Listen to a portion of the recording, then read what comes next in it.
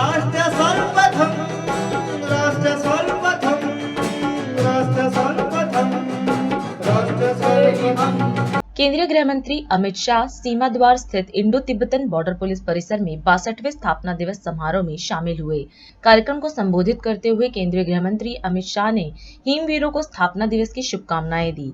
साथ ही उत्तराखंड के प्रथम गांव से आए नागरिकों का भी अभिवादन किया।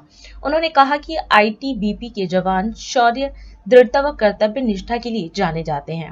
उन्होंने बताया कि हिमवीरों की मांग पर रेल व हवाई यात्रा में टिकट रिजर्वेशन का कोटा लागू किया जा रहा है।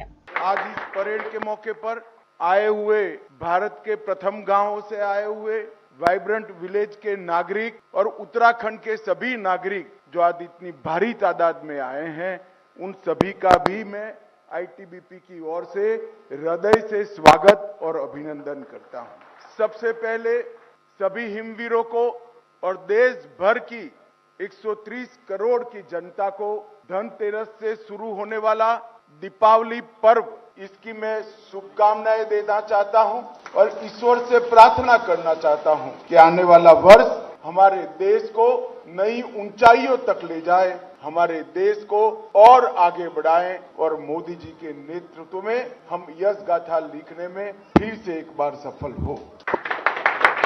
आज भारतीय तिब्बत सीमा पुलिस बल का स्थापना दिन है। शौर्य, दृढ़ता और कर्मनिष्ठा के ध्येय वाक्य के साथ 62 साल से भारत की दुर्गम सीमाओं को आईटीबीपी ने, हमारे हिमवीरों ने सुरक्षित करने का काम।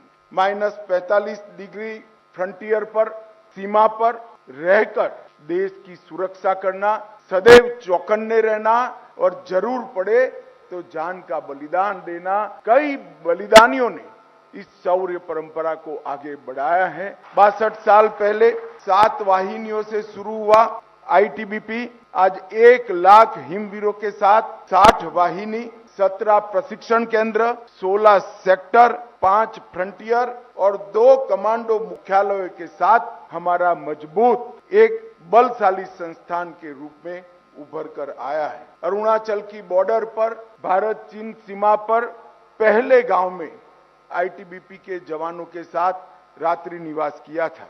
उस वक्त रात्रि भोजन के वक्त वायुयान और रेल यात्रा में टिकट रिजर्वेशन के लिए कोटा रिजर्व करने के लिए जवानों ने मांग की थी।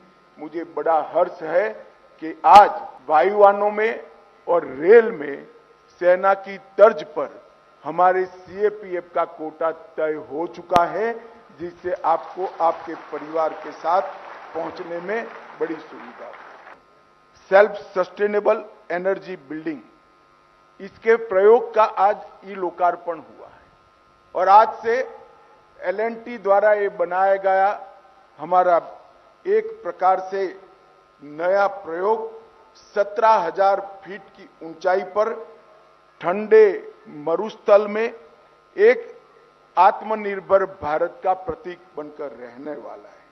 गृह मंत्रालय की, देश के प्रधानमंत्री की हमारे हिमवीरों को एक अनूठी भेंट है।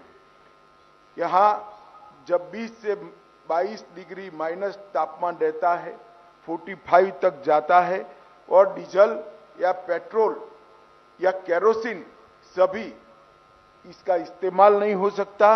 उस वक्त कुछ करे बगैर अपने आप ये बिल्डिंग 18 डिग्री से 19 डिग्री टेम्परेचर में जवानों को सुरक्षित वातावरण मुहैया कराएगा और मुझे आनंद है कि सिर्फ 2 महीने के अंदर इसको तैयार करने का काम समाप्त कर लिया है।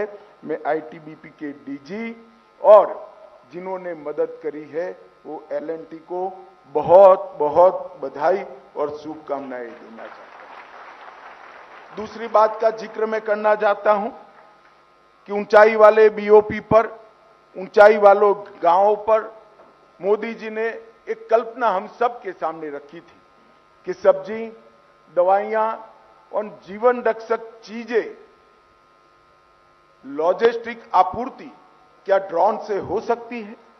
और आज पहला ड्रोन 15 किलो दवाइयां और सब्जी लेकर दुर्गम क्षेत्र में पहुंचा है, मैं मानता हूं कि बहुत बड़ी शुरुआत है। आने वाले दिनों में खच्चरों और घोड़ों पर जो हमें जीवन रक्षक दवाइयां और खाद्य सामग्री पहुंचाने में दिक्कत आती है, खराब मौसम में मिल भी नहीं पाती है, ये ड्रोन की सेवा जो शुरू हुई है, न केवल मेरे हिमवीरों के लिए, हमारे सीमा पर तैनात, दुर्गम क्षेत्र में तैनात गांव में और वहां की जनता के लिए भी बहुत बड़ा आश्वासन और बहुत बड़ी मदद होने वाला है। मैं सभी हिमवीरों को इसके लिए बहुत बहुत शुभकामनाएं देना चाहता हूं। राष्ट्र सर्वप्रथम, राष्ट्र सर्वप्रथम।